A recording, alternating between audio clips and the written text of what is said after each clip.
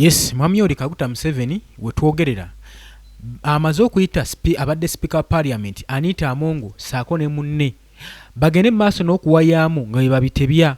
Jjukira cooperation egenda maaso egendeddwamu okubeera ng'efunza abaddeko Speaker wa Parliament Anita Amongo. Ati mu operation eno batudde ndi bawayaamu, balina bye boogedde bingi, balina bye bakkiriziganyizaako, balina bye boogedde gwe mukwano gwange bye tugenda okubeera nga tukuleetera wano. Kakati newankubadde ebyo byogeddwa, ate eno ku ludda olulala Muhoozi Kainerugaba Chief of Defence Force mutabani wa Mwami Yoweri Kaguta Museveni avuddeyo n'alangirira nti amaze okuba nga alonkinga operation gy'ayise Maliza Ufusaadi. Eno nga operation agamba egenda kubeera ng'ecrockdowninga ng'etagetinga abali b'enguzi oba enguzi yonna yonna, saako n'okulikavaringa ssente eza public ezabbibwa ne properties ez'abantu. Kitegeeza ki? Nti ssente bano bagenda okuba nga bakwatibwa mu operation eno, ssente ze babba, ebizimbe asset ze balina ze baazimba byonna bigenda kuba nga bilikavaringa, bazzeeyo ssente zino mu treasury ey'eggwanga Uganda. Okusinziira ku General Muhoozi Kainerugaba agamba operation eno already yalaze dda ebibala, already ina amounts ez'ebibala zeeraga, era tugenda kubeera nga tubizzaayo mu treasury, bagenda kuba nga babizzaayo mu ggwanika ly'eggwanga Uganda. Oli ku UG Updates TV kosinzira obbanga otuwuliriza, gwe akatweyungako nkutegeeza nti kirira wansi waliwo ekigambo subscribe kikooneko obeere nga otweyungako. Abali mu diaspora mbatumiddeko nnyo, mukola kyamaanyi nnyo okwekuumira ku mayengo gano. Embeera ya bunkenke, nkugambye okuva operation we yatandika ekwata Speaker wa Parliament Anita Amongo, abaka ba Parliament saako ne ba Cabinet Ministers embeera gye balimu si nnungi, bali ku bunkenke. Lwaki olowooza bandibadde ku bunkenke ssaawa zino? Kati nno kino bakiyita ekiri atabaala. Jjukira nti Muhoozi yavaayo n'alangirira n'agamba buli kiise yeekuusa ku ssaga eno wa kunoonyerezebwako, era n'alagira border posts, border zonna ziggalwe ziteekebweko heavy security, teri afuluma, teri adduka, bateeka okusasulira corruption mu ggwanga Uganda. Wuliriza, kati avuddeyo n'agamba ntumaze okulonkinga operation tumaze okutuma Maliza Ufusaadi. Eno ng'egenda kuba nga emenya bonna bali b'enguzi abadde mu ggwanga Uganda, era tugenda nafuba okulaba nga tukuŋŋaanya ebyobugagga, properties, ssente zonna ezabbibwa ku bannansi, tuzikuŋŋaanye tuzizzeeyo mu ggwanika ly'eggwanga Uganda in the treasury. Tugenda kuba nga tuzikomyawo. Ebibadde bigambo bya Muhoozi Kainerugaba. Wuliriza, oli ku UG Updates TV, nyongera okujjukiza gwe mukwano gwange ali eyo. Muhoozi Kainerugaba atakomyawo, ayongeddeko era ng'awa bannayuganda essuubi ng'era omuntu eyeyagaliza obukulembeze alina okubalaga by'asobola by'ayinza. Olwedde abalazi by'atayinza, kati ali mu kubalaga by'ayinza singa munaba mwesize mwe bannayuganda. Abagamba okusinziira ku kiwandiiko ky'awandiise ku social media, I will give a patrol report soon, General Muhoozi posted, ng'agamba nti gye bujjako ngenda kubeera nga mbawa lipooti yeekuusa ku nsonga zino mu bwangu, musobole okumanya we tutuuse, era n'abakkaatiriza nnyo n'abakuutira wabeerewo seriousness eri badriver mu nsonga zino zonna, era n'agenda maaso n'okulabula ba government officers bonna babeere nga bali fure bakooperatinge n'abyo byokwerinda. Aba security services mukwatagane nabo, mukolagane nabo. Muhoozi Kainerugaba yagenda maaso n'obagamba siraba nsonga lwaki temukolagana nabo, mukolagane nabo, bajja bayamba nammwe mubayambe. Oliriza ebigambo bye, abagayi bajja bayamba, musobole okuba nga mwewala okukwatibwa n'okusibibwa. Mwewala okukwatibwa, mwewala okusibibwa. Gwanaakwatibwa ng'ate omukisa obadde oguyina, omwaganya ogenda maaso n'ogwekwera opamba mu byokwerinda, gwe bijja kuba bibi gy'oli. Era ng'asindika obubaka obukambwe ennyo eri abali b'enguzi nga bagamba nti corruption will no longer be tolerated mu Uganda. tetujja kubeera awo nga tutuludde tuba tunuulidde nga mugenda maaso no practicing enguzi. Agamba it will not be tolerated, tebijja kuweebwa mwaganya. Era ng'agamba operation eno egenda kubeeraga bannayuganda nti Uganda ebadde yeetaaga justice. Abagamba Uganda ebadde yeetaaga justice. Eno operation saagala weerabire ezeewo oluvannyuma lw'okubanga wabaddewo okunoonyereza kwabadde former speaker Anita Amongi. Kati nno saagala weerabire nti eno operation ez'oluvannyuma lw'okubanga waliwo ensonga egenda mu maaso mu ggwanga Uganda ekuze ey'okubanga bakozesa bubi public funds, sente z'omuwi w'omusolo zikozesebwa bubi, ate nga waliwo ne illegal enrichment eri government institutions, okukozesa obubi government institutions ne bagenda mu maaso n'okulobinga ssente n'okukola money laundering. Kakati Muhoozi ensonga eno agiyimiriddeko nnyo, agamba obubbi bubadde bususse mu gavumenti naddala abo abali mu buyinza okukozesa obubi public funds olw'okuba nti nno they are connected with big people. Kati balaba tebakwatwako, tebalina kugambwako. Ab'obuyinza bagenze mu maaso n'okusindika amayengo eri abo abanaasangibwa nga bali guilty, abanaasangibwa nga bali embarrassment, abanaasangibwa nga bali misappropriations, abo abakwatisiddwa abakutte ssente z'omubi bw'omusolo obubi, abanaasangibwa nga beenyigira mu buli bw'enguzi, bajja kubeera nga bafeesinga mu maaso g'omulamuzi, tebajja banyigira ku liiso. Abula agamba nti ate ezo recovered assets ezijja okuba zirikavalingiddwa mu bantu abanaaba bakwatiddwa nga beenyigiddwa mu corruption and embezzlement, okozesa obubi public funds n'okuttata n'ekitiibwa kya government institutions, bajja kubeera nga basimbibwa mu maaso g'omulamuzi, ate assets zaabwe zijja kuba ziristoringibwa eri mu public coffers. Otegedde ensonga eyo. Kakati zino statement teziyinza kuleka bannabyabufuzi kyekimu naddala bali mu gavumenti, bonna empale zatandise dobba buguma. Bagamba olaba kati kyakusatu bamututte, olaba kyakusatu bamwanika obuziina we batyo obuwero, ate olwo ffe kati bonna basattira bali mu kubuna obufoofu eyo. Singa obalabako gw'amanyi ky'oyinza otunyumiza, babuna obufoofu. Tekikyali kwani ani akumanyi ndi kyali wani, mbadde munywanyi wayo oli Kaguta Museveni. Ebyo tebikyakola olw'ensonga nti ono omwana azze ye ayagala kulaga bannayuganda nti ekintu nkisobola. Owulira ensonga eyo, alina kyayagala okuprovinga mu abagenda mu maaso n'omuwakanya nti ensonga eno ajja gisobola, era okubalagako atandikidde ku munene. Lindako ngenda kubanga nkusoosotolera, nkyayogera bigambo byo wano n'oluvannyuma tutandike. Kakati nno agamba nga tuli ku operation eno emanyikiddwa nga Maliza ufisadi, General Muhoozi Kainerugaba agenze mu maaso n'okusetinga demonstration ng'agamba public resources zonna zirina okubeera nga zikuumibwa butiribiri, era ng'agamba corruption ejja kubeera consequence y'amaanyi nnyo eri bannansi, eri eggwanga lyaffe.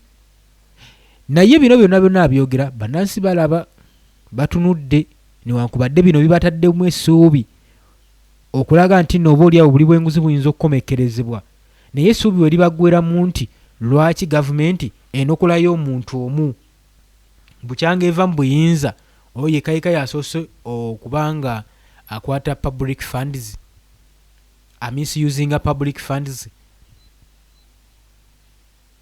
Kakati njagala owulirize wano, gavumenti ebadde ekimanyi nti Anita Amongo abadde practicing corruption, ate ssente ezo zonna n'ebyobugagga Anita Amongo byayina bidevelopingiddwa nga gavumenti eraba. Anita Amongo teri lunaku lwa kwese kintu, buli muloka gy'abadde aleeta abadde agiraga lwatu, ebizimbe by'abadde asitula abadde abiraga bwatu. Wuliriza ebizimbe byasitudde, essomero lyasitudde, gavumenti ebadde ekimanyi bulungi, teri kintu Speaker wa Parliament kyakoledde mu kizikiza byonna badde abiraga mu lwatu kati bakulimba nti gavumenti bwe badde temanyi kigenda mu maaso nti bino byonna by'obugagga Anita Among byabadde nabyo tebabimanyi babadde babimanyi bulungi nnyo. Kaakati kino ekizeewo operation byatandikiddewa bigendererwa ki binjagala okuba nga nkubuulira kati. Oluvannyuma lwa leesi okuba nga ejjuddemu competition ey'amaanyi olw'okujuliriza agenda okukiikirira paaliyamenti y'omulundi ogw'okkumi guno omwaka, beesanze nga mulimu abali mu reesi naye nga tebabaagala tebabakolera ate nga be basingamu amaanyi nga mwe muli Norbert Mao, mwe muli ne sipiika Anita Among. Kati olw'okuba nga Anita Among alina sanctions nnyingi ze bamukubye babadde tebakyamwetaaga kyokka ate mu kaseera kano nga tebakyasobola mumuggyako. Bwe bagamba nti nno bamusudde muguluka bamwebalamye asobola okwesimbawo nga independent ate ng'alina amaanyi mangi asobola obbabiitinga. Kati ne banoonya ensonga eyinza okuwithdrawingisa Anita Among okuva mu race n'ebula. We balangiridde oba we baali nga bateekateeka okuba nga bamuwithdrawing Anita Among yategeerako. Mu kutegeerako era n'avaayo n'ategeka nga naye agenda kwesimbawo bwannamunigina ajje nga independent candidate. Wabula mu kujja nga independent candidate Anita Among kibadde kikuba gavumenti kitya nti ono abadde mukazi w'amaanyi emyaka 5 gy'amaze mu bukulembeze buno ng'atudde ku ntebe y'obwa speakership mu parliament abadde azimbye eggaali ye mu parliament mu babaka era ng'aweesa ababaka abawera 3 abasobola oyimirira emabega okuddamu mulonda ku bwa sipiika bwa parliament. Kati olwo gwe banaaba balonze gavumenti gw'endoosinze n'emukwasa fulaga ya NRM bajja kubanga bafuuyiridde endiga mulere nga bakoosekoose mu Galumonde. Ate ekyokubiri omukyalo ono bamuweeyinze nnyo nga mu buli sayidi zonna aba abakuba nti gavumenti newenda yandikutte ssente n'eriisa ba members ba parliament okubanga balonda oyo gwe banaaba endoosinze. Anita Among abadde yateekateeka dda bino byonna era ng'akasente akayina nga yateekateeka dda akasente ke wuliriza ng'akasente kano kagenda muyambako okubanga aliisa ba members ba parliament nga bawe ekyoje mu miro basobole okubanga bamubaakinga. Jjukira aba NRM abadde alinayo nga 3 kati kyokka ate yali yagula obuganzi ne mbabaka eno mu parliament aba opposition abatali ku kibiina kya NRM. Olaba unawuna wabadde abakubira kati badde balina onnoonya ensonga eziyinza omunafuya ze ziriwa. Oluvannyuma lw'okuvaayo ne bategeera nti Anita Among ayagala kwesimbawo bwannamunigina singa tetumwendoosinga ne bagamba yeye olimba nti ye kyokka laba bad chance wejja Anita Among n'alangirira nti ayingizaawo ekika ky'emmotoka ekipya ekiri mu butitimbe n'obutitimbe obw'ensimbi eza Uganda ekika ekimanyikiddwa nga Rolls Royce. Kakati ekika ky'emmotoka eno kye kyamuzaalira emitenvu.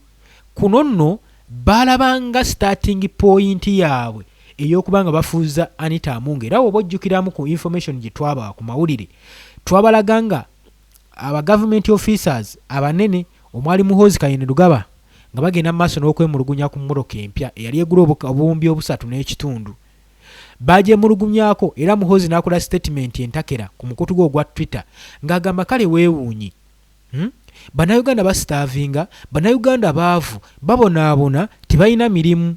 Nabo bakiraba abyogera naye ali mu gavumenti be balina okutondawo emirimu. Naye agamba babonaabona ekitegeeza babiraba.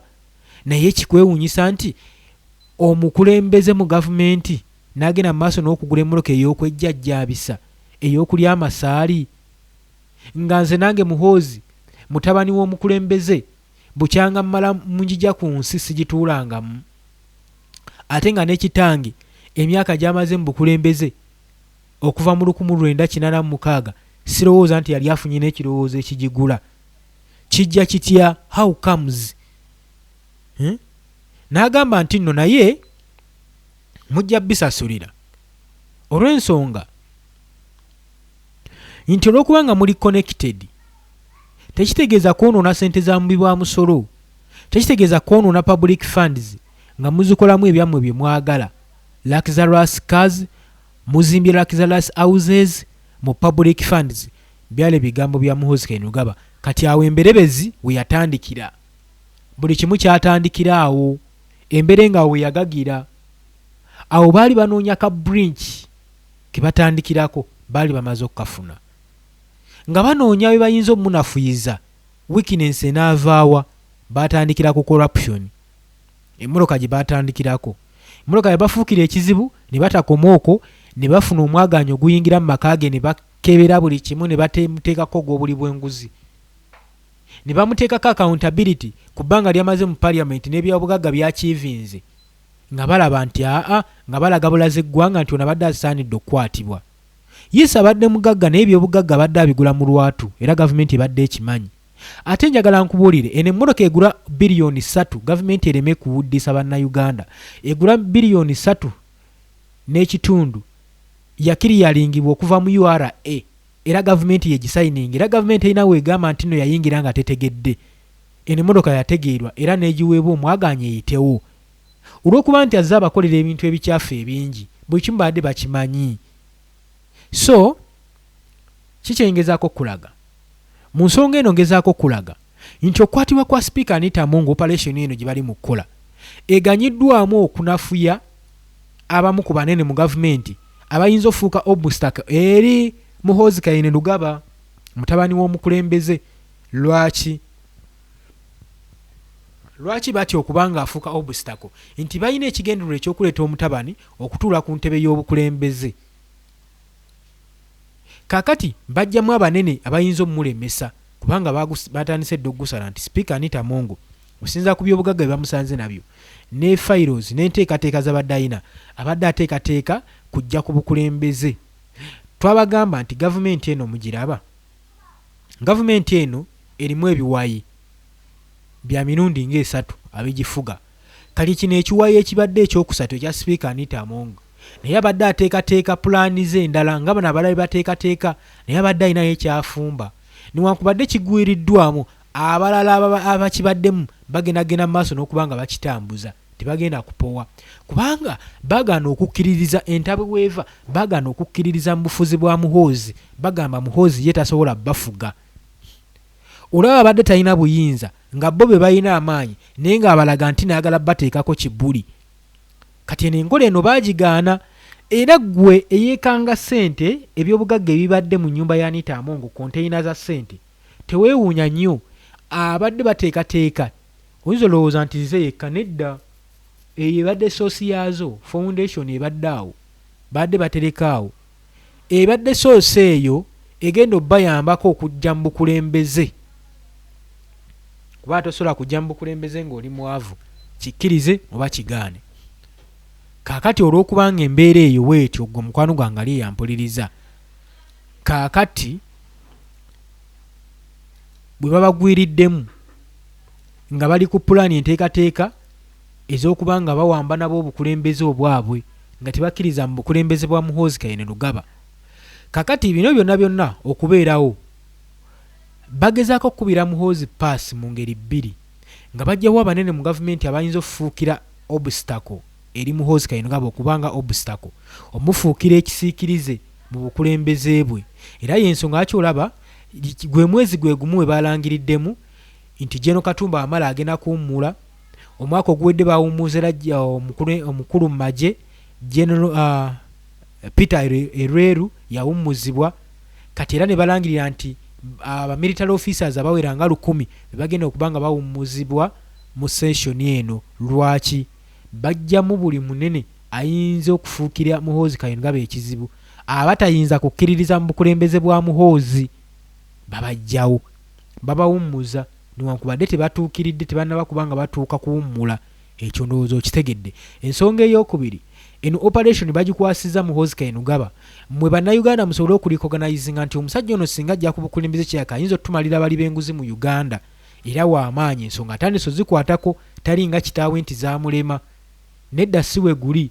wano kulaga bino byonna script gye batambulirako bakulaga amaanyi Muhoozi Kainerugaba gayina kubanga ffenna tukimanyi Muhoozi abadde tayinza keera bukeezi ku makya n'akwata Speaker Parliament kyakusatu w'eggwanga Uganda talina na buyinza. Muhoozi munafu nnyo to level nti nno aweereza UPDF ali wansi wa civilian oli abadde kyakusatu w'eggwanga Uganda. Kitegeeza ki? Kabonero akakulaga nti obukulembeze tebukyatwalibwa mu Yoweri Kaguta Museveni.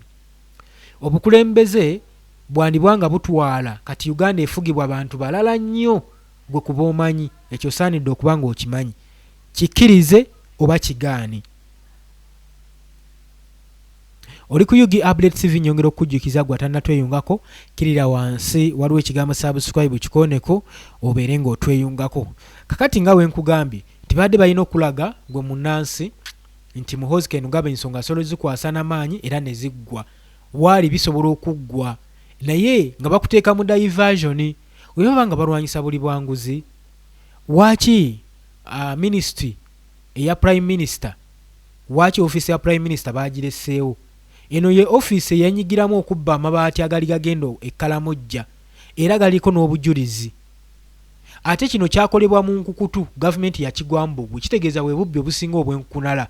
Twagala okumanya waaki bano tebannakwatibwako, waaki prime minister tannaba kubeera nga afeesinga justice atandika okubuuzibwa akana n'akataano, waaki tebatandika okunoonyereza amabaati agali ku bizimbe byabwe ddala kituufu gaabwe baagegulira oba geegana agaali gawaabwayo ge babba.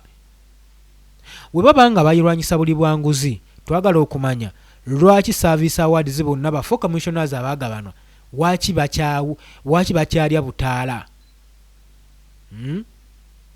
Ate ng'eno ensonga yali ggumite nnyo ng'enjogera ennaku zino weeri mu gavumenti eri mwami Yoweri Kaguta Museveni whereby yateekinga ne documentary bankaluwa nnamba gye yawandiikira IGG akole okunoonyereza kuno nti bano beewa batya ssente, beewa batya akasiimo, buli muntu n'afuna miliyoni 400. Senkuluma Pius Mpuuga ye n'afuna miliyoni 5 baali beewa kasiimo olw'omulimu gwe bakoze ogw'ettendo olw'okubanga ba commissioners mu parliament. Kakati oluvannyuma saga eyo bwe yagenda maaso n'okuyitinkira yaleetera obukulembeze oba politics owa Mathias Mpuuga okubanga asangulwa ku Uganda political landscape ku ttebo yasangulwako bwe bwali obunafu bwe. Oluvannyuma n'atabankana n'ekibiina kye ekya National Unity Platform. Oba okyakijjukira ekyo? Kati bwe balaba nga biri bityo nga bagamba ensonga eno neyinza otunyiga mu ddo, manyi kye baakola? Balaba nti baboogeredde amafuukulu baali balinda omuntu omu ajja abatwale mu kkooti. Okitegeera ekintu ekyo basobole okwewozaako baliikirize omulamuzi bagamu omusango bagusinze tebaamulaba. Kye baakola Uganda olimwa bano beetwala mu kkooti. Twali tuli awo munnange wafulumya kifayiro mbu kkooti yasazeewo okusinziira ku kuwozesa baawozeza omusango guno bagusinze. Ssente ezo tezaatwalibwa mu bumenyi bw'amateeka. Bye bigambo ebyavaayo gwe mukwano gwange ali eyampuliriza. Okitegedde? Naye nga teri yatwala bano mu kkooti. So okunoonyereza kwaliwo era nga pulezidenti alaga ali concerned n'ensonga eno. Naye ensonga eno paka nakaakati tennakwatibwako, tennanyoonyerezebwako, naye mutugamba nti mulwanyisa buli bwanguzi. Twagala okumanya abakulembeze mmwe mwenna abali mu gavumenti, twagala wemba nga mugenda kulwanyisa kintu kino ekyobuli bwenguzi muwulirize.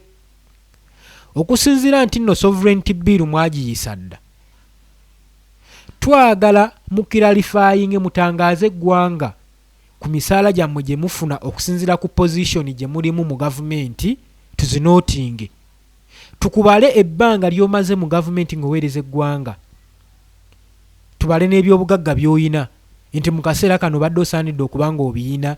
Bwe tubibalamu nga tebimakinga na nfunayo naawe okwatibwe, ebyo ebiwanuuzibwa nti sibirina kubeera bwe bizibwe mu Uganda Treasury. Webanga kulwanyisa buli bwenguzi kutandikira ku first family, kubanga okubeera first family tekitegeeza nti no muyina kukumpanya ggwanga. kutandika ku first family. Nze yebadde ndowooza yange ababaka ba parliament bonna baterebweko accountability. Naye ate ku saidi endala Westakiwera nnyo mwagaanya nti ne gavumenti newe yandibadde yeesigaza ssente zino ng'abantu bano tebazibba tezandigazisizza munnansi kubanga terina kintu kyetuukiriza nga yo teyambyeko munnansi. Waaki nkugamba wentyo?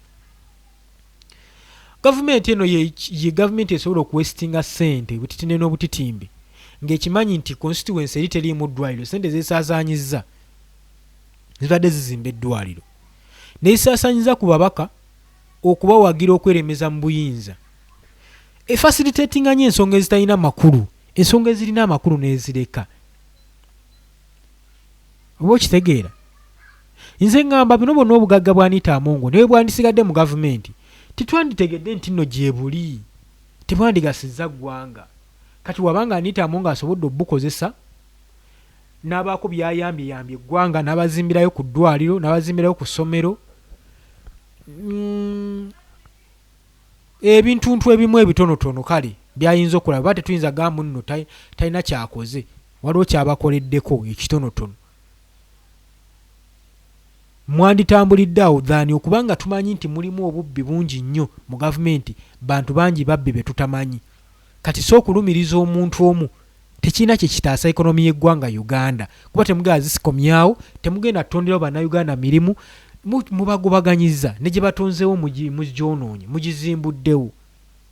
Kati ki kye mwagala obbakulira? Kati kalina akaseera mugamba nti nomubaagala nnyo mubeetaaga nnyo tumulwanyisa buli bwanguzi. Wemuba mubeetaaga mutegeera nti enguzi esusse musale ku misolo. Emisolo waaki temugisala? N'emisolo gibalemye essala. Naye muli mu kufunza ku munnansi. Bannansi tebalina mirimu. Teri munnayuganda akola mu ofiisi z'abana abasajja. Bonna bonna abakolayo bava abweru bwa ggwanga, Banyarwanda. Bannansi be bana bagenda kuba ebyeyo, bagenda e Dubai, be bali mu kubonaabona, be basasula omusolo.